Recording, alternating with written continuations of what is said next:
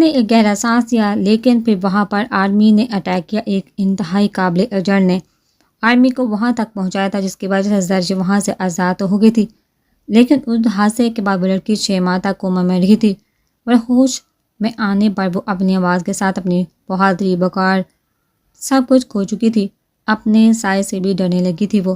شایہ نے اپنے غصے کو کام کرنے کے لیے گہرا سانس لیا۔ والدہ تم مجھے اکیلا چھوڑ دو۔ والدہ نے ساتھ ہی اس کی بات کو کاٹا تو شایہ نے اس کی حالت کو سمجھتا اس بعد میں سر ہلا کر وہاں سے چلا گیا۔ والدہ نے وہاں سے اٹھا اپنا ہاتھ بہت زیادہ زور سے دیوار میں دے مارا۔ اس کا دل کر رہا تھا کہ سب کچھ تہس نہس کر دے۔ آربی پر اس سے بہت زیادہ غصہ آ رہا تھا، لیکن اس سے بھی زیادہ غصہ اسے خود پر آ رہا تھا۔ وہ معصوم تو جانتی بھی نہیں تھی کہ باہر ایک بیڑیا اس کی طاق میں لگا ہے۔ والدان کی ذمہ داری تھی اس کی حفاظت کرنا، اور والدان اس میں ناکام ہوا تھا، بہت بری طرح سے ناکام ہوا تھا۔ ایک غضبناک چیخ کے ساتھ والدہ نے پاس پڑی شیشے کی میز کو پٹا کر توڑ دیا اور پھر اپنے ہاتھ میں موجود ہاتھ کو دیکھنے لگا۔ میں نے تم سے وعدہ کیا تھا نور کہ تمہاری حفاظت کروں گا، تمہیں کوئی بھی چھو نہیں پائے گا، اور اب ایسا ہی ہوگا۔ یہ میری بے مقصد زندگی سے وعدہ ہے کہ ہر چلتی سانس کا مقصد اب صرف اور صرف تمہاری حفاظت اور مسکراہٹ ہے، اور میں اس مقصد کو پانے کے لیے اپنی آخری سانس تک کوشش کروں گا۔ تمہیں میں ڈھونڈ لوں گا نور، تمہیں میں ضرور ڈھونڈ لوں گا۔ والدان اپنے ہاتھ میں موجود ہاتھ کو دیکھ کر سوچ رہا تھا۔ اس کا دل صدیوں بعد کسی کے لیے دھڑکا تھا، اور اسی کا دل والدہ نے بہت بری طرح سے توڑ دیا تھا، لیکن اب والدہ نے اس کی حفاظت کرنی تھی، اور اسے بچانے کے لیے والدہ نے اپنی جان بھی داؤ پر لگا سکتا تھا۔ سلیمان صاحب بے سوچ سے اندھیرے میں کرسی سے بندھے ہوئے تھے۔ فاطمہ کو تو وہ لوگ کل رات ہی ان کے پاس سے لے گئے تھے۔ سلیمان صاحب جانتے تھے کہ انہیں ہمیشہ کی طرح زرش کا پتہ جاننے کے لیے ٹارچر کیا جائے گا، اور سلیمان صاحب یہ بھی جانتے تھے کہ وہ ہمیشہ کی طرح خاموش ہی رہیں گی۔ دروازہ کھلنے کی وجہ سے کمرے میں تھوڑی سی روشنی ہوئی تو سلیمان صاحب نے دروازے کی طرف دیکھا، لیکن انہیں بس ایک کھولا ہی نظر آیا۔ کیسے ہو سلیمان؟ حالت تو اچھی نہیں لگ رہی تمہاری۔ اس شیطان کی آواز سلیمان صاحب کی سماعتوں سے ٹکرائی۔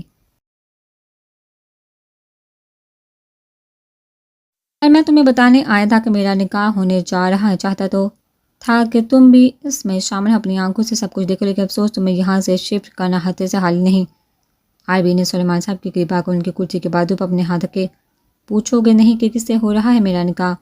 سلیمان صاحب نے پریشانی سے نظریں اٹھا کر اس کے خوبصورت لیکن شیطانی چہرے کو دیکھا۔ تمہاری ہاں میری نور زرش سے۔ آربی نے سلیمان صاحب پر بم گرایا تھا۔ سلیمان صاحب کو لگا کہ ان الفاظ نے ان کی روح تک کھینچ لی تھی۔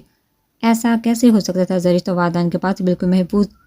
سوچا بیٹی کے نکاح میں شرکت تو نہیں کر پاؤ گے تو تمہیں مبارکباد ہی دے دوں، آخرکار ہونے والے سسر جو ہو میرے۔ آربی مسکرا کر ان سے دور ہوا۔ کاش تب تم نے میری بات مانی ہوتی سلیمان، اپنی مرضی سے زرش کو میرے نگاہ میں دے دیا ہوتا، تب اتنا ظلم نہ کرتا میں۔ سلیمان صاحب روتے ہوئے اس درندے کو دیکھ رہے تھے۔ لیکن اب میں تمہاری مرضی کا محتاج نہیں ہوں، زرش اپنی مرضی سے نکاح کر سکتی ہے، اور اب اس سے میری ہونے کو کوئی بھی نہیں روک پائے گا، خود زرش بھی نہیں۔ آربی پھر سے ان کے قریب آئے، لیکن فکر مت کرو، میں نکاح کے کچھ دنوں بعد اسے ملوانے کے لیے لے آؤں گا، اور اب تو میں خوش ہوں، اس لیے تمہاری بیوی کو بھی تمہارے پاس ہی رہنے دیا جائے گا۔ کیا یاد کرو گے کہ صحیح دل سے پالا پڑا تھا؟ آربی نے سان جتانے والے انداز میں کہا، اور ایک آخری نگاہ زاروں کی طرح روتے ہوئے سلیمان صاحب پر ڈال کر وہاں سے چلا گیا۔ یا اللہ پاک میری بچی کی حفاظت کرنا، اسے بچا لینا، اسے شیطان سے بچا لینا۔ سلیمان صاحب نے روتے ہوئے دعا کی۔ وہ نہیں جانتے تھے کہ آربی زرش کے نکاح کے بارے میں جان کر کیا کرے گا۔ کہیں زرش کو نہیں، سلیمان صاحب تو ایسا کچھ سوچ بھی نہیں پائے تھے۔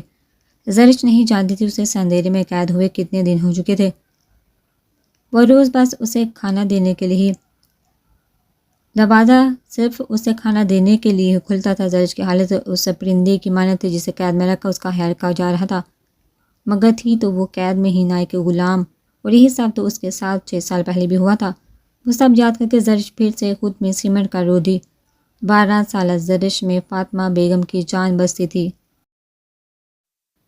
جانان اور زرش کی بھرپور شرارتوں سے تو گھر میں رونق رہتی تھی، مگر جہاں جانان بہت سی چیزوں سے ڈر کے اپنی شرارتوں کو ایک حد میں رکھتی تھی، وہیں زرش بہت مرتبہ اپنی بہادری پر سلیمان صاحب سے مار کھا چکی تھی۔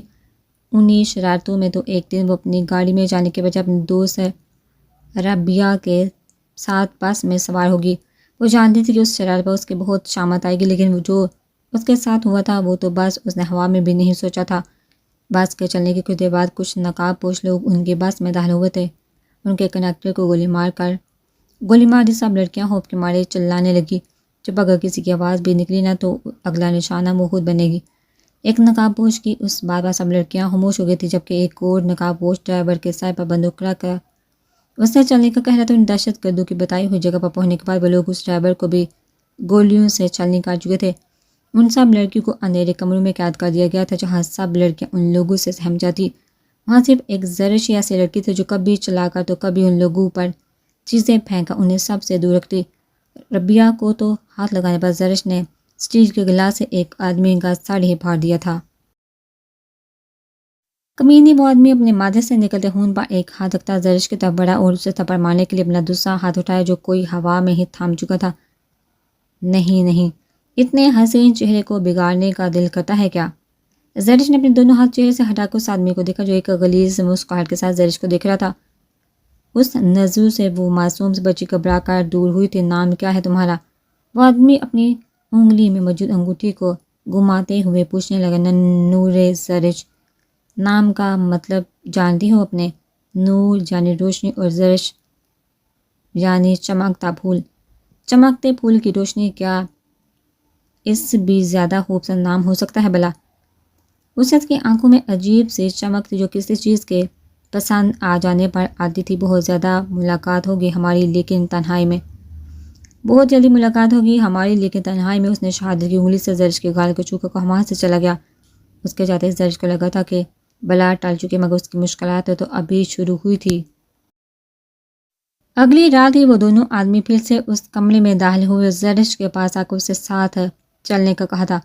یہ سن کر ربیہ نے فوراً زرش کا ہاتھ بہت زور سے پکڑ لیا تھا۔ ڈرو نہیں، کچھ نہیں ہوگا۔ زرش نے ربیہ کو حوصلہ دینے کی کوشش کی تھی لیکن وہ زور زور سے انکار میں سر ہلانے لگی۔ اے لڑکی، زیادہ ڈرامے نہیں کرو، چل میرے ساتھ، ورنہ اس آدمی کو ربیہ کی طرف بڑھتا دیکھا زرش جلدی سے خود کو چلوا کر کھڑی ہو گئی۔ نہیں، دور رہو، میں چل رہی ہوں تمہارے ساتھ۔ زرش نے کھینچ کر اپنا ہاتھ ربیہ سے چھڑوایا تھا۔ ربیہ روتے ہوئے زرش کو دیکھتی تھی۔ فکر مت کرو ربیہ، سب ٹھیک ہو جائے گا۔ زرش نے پھر سے اسے حوصلہ دینے کی کوشش کی تھی، حالانکہ اس کا دل بھی دہل رہا تھا۔ وہ نہیں جانتی تھی کہ اس کے ساتھ اب کیا ہوگا۔ وہ لوگ زرش کو ایک کمرے میں چھوڑ کر خود وہاں سے چلے گئے تھے۔ زرش نے گھبراتے ہوئے ارد گرد کا جائزہ لیا تھا۔ وہ کمرہ کافی بڑا تھا۔ وہاں روشنی نہ ہونے کے برابر تھی، جو کہ صرف ایک کونے میں پڑے بڑے سے دیے سے نمودار ہو رہی تھی۔ ارے ڈرو نہیں، جہاں آؤ گڑیا۔ اس شخص کی آواز پر زرش نے گھبراتے ہوئے اس اندھیرے میں تلاش کرنا چاہا۔ پر پلیز ہمیں جانے دیں، ہمارے پاس کچھ نہیں۔ زرش کے نہ چاہتے ہوئے بھی آواز میں نمی پیدا ہوئی۔ ارے تم کیوں رو رہی؟ تم ان لڑکیوں کی طرح بالکل بھی نہیں ہو۔ تم ہاس ہو، بہت ہاس۔ ان کا مقدر کنیز بنا ہے لیکن تمہارا نہیں۔ تمہاری تقریر میں میرا ساتھ لکھا ہے نورے زرش، تم میری ملکہ بنو گی۔ اس کٹی شخص کی باتیں زرش کے سر پاس سے گزری تھی۔ پلیز ہمیں جانے دے۔ زرش نے پھر سے منت کی تو وہ شخص مسکراتے ہوئے اس کے قریب آیا۔ تمہارے بابا آئے ہیں باہر، وہ بھی یہی کہہ رہے تھے کہ تمہیں چھوڑ دو، لیکن میں ایسا نہیں کروں گا نورے زرش، تم میری ہو۔ یہ تو تمہارے باپ کا ہوا بھی ہوگا کہ میں تمہیں جانے دوں گا۔ اس نے آگے بڑھ کر زرش کا بازو پکڑا تو زرش روتے ہوئے چلانے لگی اور اپنے آپ کو چھڑوانے کی ہر ممکن کوشش کرنے لگی۔ چپ، آواز نہیں نکلی تمہاری، ورنہ سزا بہت بری ہوگی۔ پہلے ہی تمہارے اس کمینے باپ کی کی سزا بھگتو گی تم۔ میں نے شرافت سے کہا تھا کہ تمہیں میری نگاہ میں دے دے، مگر اس کمینے نے انکار کر دیا۔ کہتا ہے میں تمہارے قابل نہیں، اب میں تمہیں اپنے سوا کسی کے بھی قابل نہیں چھوڑوں گا۔ آربی نے چہرے پر شیطانی سجا کر کہا، لیکن زرش اس کی کوئی بھی بات سنے بغیر مقابلہ کرنے کی ہر ممکن کوشش کر رہی تھی۔ جب زرش کو کچھ سمجھ نہیں آیا تو اس نے اپنے دانت اس کی کلائی میں گاڑ دیے۔ آربی نے زرش کو اس کے بالوں سے دور کر کے ایک زوردار تھپڑ اس کے گال پر سر کیا تھا، جس کی شدت کے بعد اس کا نازک جسم بہت زور سے زمین پر گرا تھا۔ کچھ زیادہ ہی بہادر ہو تم، آج کے بعد نہیں رہو گی۔ آربی ایک غلیظ مسکراہٹ کے ساتھ زرش کی طرف بڑھا تھا، جبکہ زرش اس کو دیکھ کر خوف سے چلاتی رہی تھی۔ آربی نے آگے بڑھ کر ایک رسی سے زرش کے دونوں ہاتھ باری برکم بیٹھ سے باندھ دیے تھے۔ ایک چاقو زرش کے چلاتے ہوئے ہونٹوں پر رکھا تھا۔ اب تمہاری آواز نکلی نہ اس چاقو سے تمہاری اس دوست کے چھوٹے چھوٹے ٹکڑے کر دوں گا۔ زرش فوراً خاموش ہو کر سہمی ہوئی آنسوں سے بڑی آنکھوں سے اس درندے کو دیکھنے لگی۔ میں تم پر اپنی مہر لگاؤں گا، بالکل جیسے پرانے زمانے میں اپنے غلاموں پر لگا کر ملکیت کی ظاہر کی جاتی تھی۔ اگر اس سب کے دوران تمہاری آواز بھی نکلی نہ تو تمہاری دوست زندہ نہیں بچے گی، سمجھی؟ زرش کے جسم میں خوف سوئیوں کے طرح چبھ رہا تھا، لیکن پھر بھی اس نے اپنے ہونٹوں کو سختی سے بند کر کے اس بات میں سر ہلایا، گڈ گرل۔ آربی نے اس کے کان میں ہلکی سے سرگوشی کو پھر اپنے انیشنل والی انگوٹھی اتار کر اسے پاس موجود دیے پر گرم کرنے لگا۔ زرش خوف سے آنکھیں پڑے اس کی ہر حرکت کو دیکھتی تھی۔ وہ مسکراتے ہوئے زرش کے پاس اس کی شرٹ کو کھینچ کر کندھے سے پھاڑ دیا۔ زرش نے اپنی چیخ کو بہت مشکل سے روکا۔ آلریڈی آربی نے مسکرا کر وہ جلتی ہوئی انگوٹھی اس کے کندھے پر گاڑ دی تھی۔ اس مرتبہ زرش اپنی چیخ کو نہیں روک پائی تھی، اس کی ہر چیخ اس کے درد کی گواہی دے رہی تھی۔ نو نو نو نو، یہ چیٹنگ ہے یار، تمہیں چلانا نہیں تھا، تم ہار گئی، لیکن چلو کوئی بات نہیں، ایک اور چانس دیا تمہیں۔ اتنا کہہ کر وہ اس انگوٹھی کو پھر سے گرم کرنے لگا، جبکہ تکلیف سے زرش کی آنکھیں بند ہو رہی تھی۔ اس دفعہ انگوٹھی اس نے اس کی گردن کے قریب گاڑی تھی اور ایک چیخ مار کر زرش بے سدھ ہو کر زمین پر گری تھی۔ تو تم تو پھر سے ہار گئی۔ سو سیڈ، گڑیا، اپنی دوست کی زندگی پیاری نہیں ہے کیا؟ چلو ایک آخری چانس، اور اگر آپ نہیں چلائی تو جیت جاؤ گے۔ اتنا کہہ کر اس نے مسکراتے ہوئے پھر سے انگوٹھی کو چلائی، اور اس مرتبہ اس کا نشانہ زرش کے کندھے پر وہ جلا ہوا زخم ہی تھا۔ کمرہ پھر سے دل دہلا دینے والی چیخوں سے گونج اٹھا تھا۔ وہ شخص ہنستے ہوئے زرش سے دور ہوا۔ تم تو بہت کمزور نکلی میری بہادر سی گڑیا، لیکن پھر بھی تم میری ہو۔ تمہارے جسم پر یہ سب نشان اس بات کی گواہی ہے کہ تم آربی کی ملکیت ہو، میری امانت ہو، تم یاد رکھنا یہ۔ اور ویسے بھی تم کسی کے بھی قابل نہیں رہی، ان نشانوں کو دیکھ کر تمہیں کبھی بھی کوئی بھی نہیں اپنائے گا، ہر کوئی تمہیں گھٹیا سمجھ کر دھتکار دے گا۔ ہاں اب دیکھتے ہیں کہ تمہارا وہ کمینہ باپ تمہارے قابل کوئی شخص کہاں سے ڈھونڈتا ہے۔ اس کے تاثرات مزید خطرناک ہو گئے تھے۔ لیکن یہ صرف ہم دونوں جانتے ہیں، سچ کا ہے گڑیا، صرف ہم دونوں جانتے ہیں کہ تمہاری عزت پر ہلکی سی بھی آنچ نہیں آئی، لیکن یہ بات تم کسی تیسرے کو نہیں بتاؤ گی، تم کسی کو بھی کچھ نہیں بتاؤ گی، ورنہ یہ سب سچ جاننے والا ہر شخص اس دنیا سے اٹھ جائے گا، سمجھی؟ زرش کی آنکھیں تکلیف اور خوف سے بند ہو رہی تھی۔ آربی نے مسکراتے ہوئے اس کے بال چہرے سے ہٹائے تھے۔ آربی کی ہو تم، صرف میری ملکیت ہو، تمہارے جسم پر مہر لگی ہے میرے نام کی۔ جس نے تمہارے بارے میں سوچا بھی نہ، اس کی زندگی جہنم سے بھی بدتر کر دوں گا میں، اور ساتھ ہی ساتھ تمہاری بھی۔ اب تم ڈرو گی، مجھ سے ہمیشہ ڈرو گی، اور یہی ڈر تمہیں کسی اور کا ہونے ہی نہیں دے گا۔ کچھ دیر کے بعد آربی کے آدمی اس کے حکم کے مطابق ربیہ کو وہاں سے لے کر آئے تھے۔ غلطی کی سزا ضرور ملتی ہے، تم نے اپنے باپ کی غلطی کی سزا بھگتی، اور تمہاری وہ دوست تمہاری غلطی کی بھگتے گی۔ آربی اتنا کہہ کر ربیہ کے پاس گیا، اس کے گردن کو پکڑا اور اسے ایک جھٹکے سے توڑا، اس کی گردن کو توڑ کر زمین پر پھینکا۔ ایک آخری چیخ بہت سے آنسو زرش کی آنکھوں سے نکلے تھے۔ اس کی نگاہیں مسلسل ربیہ کی پریشان وجود پر گڑی ہوئی تھی۔ آربی زرش کے قریب آنے لگا۔ زرش مزید سہم گئی تھی، لیکن تب ایک دوسرا آدمی ہانپتے ہوئے اندر آیا۔ پاس آربی نے اٹیک کر دیا، ہمیں جلدی سے پچھلے راستے سے نکلنا ہوگا۔ کیا بکواس! ابھی اس کے الفاظ مکمل طور پر ادا بھی نہیں ہوئے تھے جب باہر سے گولیوں کی آوازیں آنا شروع ہو گئی تھی۔ چلیے بات جلدی کر، وہ آدمی اب آربی کو اپنے ساتھ کھینچنے لگا تھا، لیکن آربی زرش کو اپنے ساتھ لے کر جانا چاہتا تھا، اس لیے اپنی چاقو سے اس کی رسی کو کاٹنے کی کوشش کرنے لگی، لیکن وہ رسیاں بہت زیادہ مضبوط تھیں۔ آربی جان گیا تھا کہ وہ اسے اپنے ساتھ نہیں لے جا سکے گا، اس لیے وہاں سے اٹھ کھڑا ہوا۔ تم کسی کے قابل نہیں ہو، تمہارے وجود پر میری چھاپ ہے، صرف آربی کی ہو، تم ہمیشہ یاد رکھنا یہ۔ زرش نے اپنی بند ہوتی آنکھوں سے اسے جاتے ہوئے دیکھا تھا، لیکن پھر اپنے ہاتھ آزاد ہونے کے احساس پر اس کی آنکھیں کھلی تھی اور گہرا سبز آنکھوں سے ٹکرائی۔ زرش پلکیں جھپکے بغیر ان آنکھوں میں دیکھتی رہی تھی۔ فکر مت کرو، تمہیں کچھ نہیں ہوگا، اب تم محفوظ ہو۔ اس مسیحا کے وہ الفاظ ہی زرش نے سنے تھے، اور ان سبز آنکھوں کو جھانکتے ہوئے زرش ہوش کی دنیا سے بیگانہ ہو گئی تھی۔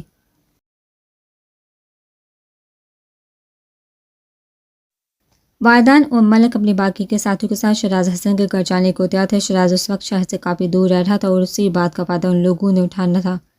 وائدان نے تو سوچ لیا تھا کہ اسے کس قدر اذیت میں مبتلا کرے گا، وہ موت مانگے گا، اسے موت بھی نصیب نہیں ہوگی۔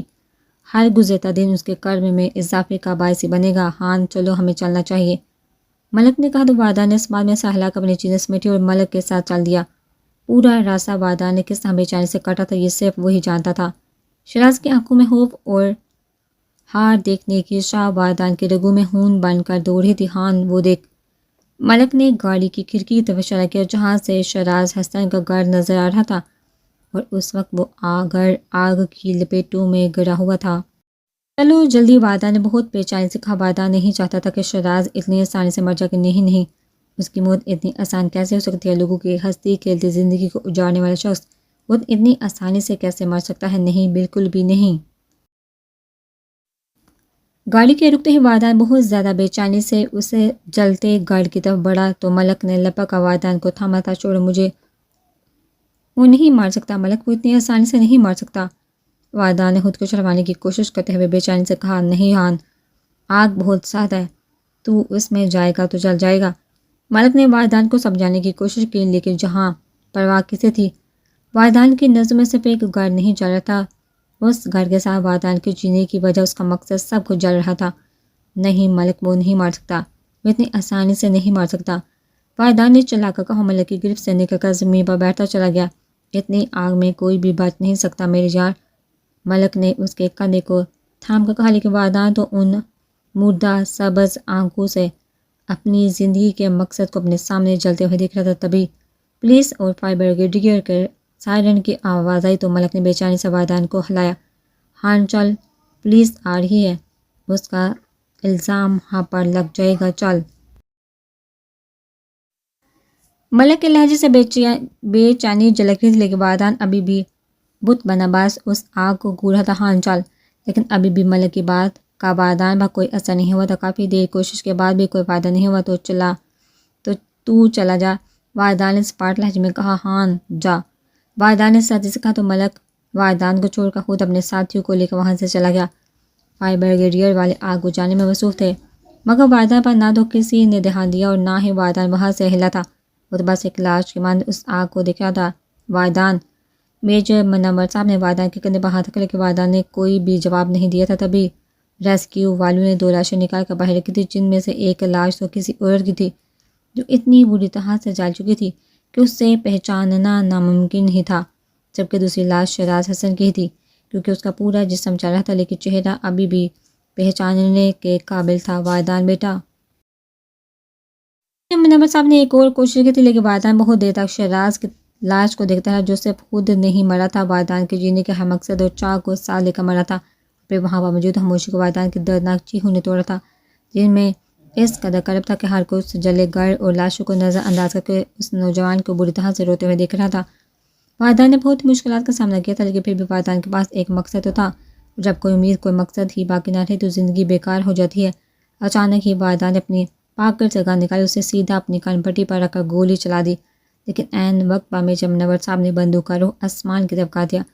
پاگل ہو گئے ہو وادان، کیا کر رہے ہو تم؟ میجر منور صاحب نے وادان کے ہاتھ سے بندوق چھین کر پھینک دی اور وادان کو کندھوں سے تھام کر اپنے مقابلے کھڑا کیا۔ حرام کی موت مرنا چاہتے ہو؟ میجر منور صاحب غصے سے چلائے تو وادان نے آنسو سے بڑی سبز آنکھیں اٹھا کر انہیں دیکھا۔ کیا کچھ نہیں تھا ان آنکھوں میں؟ کرب، تکلیف، شکست، کوئی فرق نہیں پڑتا، مجھے مرنا چاہتا ہوں، میں بس مرنا چاہتا ہوں، کوئی مقصد نہیں، میری زندگی کا کچھ نہیں بچا اس میں، مجھے مار دے، پلیز مار دے مجھے۔ میجر منور صاحب نے بہت رحم سے اس تباہ حال نوجوان کو دیکھا جو ان کے سامنے ہاتھ جوڑے موت کی بھیک مانگ رہا تھا۔ ایسا نہیں ہے وادان میرے بچے، زندگی میں کیسے کوئی مقصد نہیں ہو سکتا؟ کیوں کر زندگی میں اتنی مایوسی ہو سکتی ہے؟ زندگی تو خود ایک مقصد ہے بیٹا۔ میجر منور صاحب نے وادان کو سمجھانے کی کوشش کی لیکن میری زندگی نہیں ہے انکل، میری زندگی میں کچھ بھی نہیں بچا، مرنا ہے مجھے، بس مرنا ہے مجھے۔ وادان زیر قطار ہو رہا تھا۔ ٹھیک ہے مر جانا لیکن ایسے نہیں، خودکشی کر کے سب سے گھٹیا اور حرام کی موت مت مرو وادان، بلکہ اپنی زندگی کو اللہ کی راہ میں لگا دو، زندگی کو اس کے بندوں کی حفاظت کے لیے استعمال کرو۔ ایسا کرتے مر بھی جاؤ گے نا تو تم کم از کم حلال کی ایک شہید کی موت کے ساتھ روز قیامت اپنے والدین کے سامنے سرخرو تو ہوگے۔ کیا کہو گے الفاظ دہرانے کو اپنے اس عظیم باپ کو کہ میں حرام کی موت مار کے اپنے مقصد میں جہنم لے کر آیا ہوں؟ وادان نے حیرت سے میجر منور صاحب کو دیکھا۔ ہاں ہم جانتے ہیں کہ تم کس کے بیٹے ہو، تمہیں کیا لگا تھا کہ تم نہیں بتاؤ گے تو ہمیں نہیں پتہ چلے گا؟ اسی لیے تو ہم نے تمہیں ہاشم کا نام دیا تھا کیونکہ ہم جانتے تھے کہ تمہارے نام کے ساتھ الفاظ کا نام تمہاری موت کی وجہ بن جائے گا، اس لیے تو تمہیں نئی پہچان دی تھی ہم نے وادان۔ تمہیں نئی زندگی دی تاکہ تم اپنے باپ کی طرح ایک عظیم اور بہادر انسان بنو، نہ کہ اس لیے دی تھی کہ بزرگوں کی طرح خود کو مٹا دو۔ والدہ نے ان کی باتیں سن کر سر جھکایا۔ میں کیا کروں؟ والدہ نے سر جھکا کر پوچھا۔ تم ہان ہو نا، وہ مشہور گنڈا جسے بڑے لوگ اپنے لیے موت کا فرشتہ مانتے ہیں، کیونکہ تم نے ہر برا کام کرنے کے لیے اس کے انجام تک اس کو پہنچایا۔ تم ابھی بھی یہی کام کرو گے والدہ، لیکن قانون کے دائرے میں رہ گا۔ میں تمہیں آرمی میں کرواؤں گا، ملک کے ہر دشمن کے دشمن بنو گے۔ والدہ نے انہیں حیرت سے دیکھا۔ وعدہ کرو والدان، وعدہ کرو ایک بہترین زندگی کا، نیکی اور سچائی کی راہ چننے کا۔ وعدہ کرو والدان، اپنی جان کو صرف اور صرف پاک وطن کے لیے گروی رکھنے کا۔ کرنل منور صاحب نے والدان کا ہاتھ تھام کر کہا تو والدان کافی دیر سوچتا رہا۔ ہاں، وہ مرنا چاہتا تھا، لیکن حرام کی موت مر کر اپنے بابا کو کیا جواب دے گا؟ اگر حلال موت مرے گا تو ان کے سامنے سر جھکا کر تو نہیں کھڑے ہوگا نا۔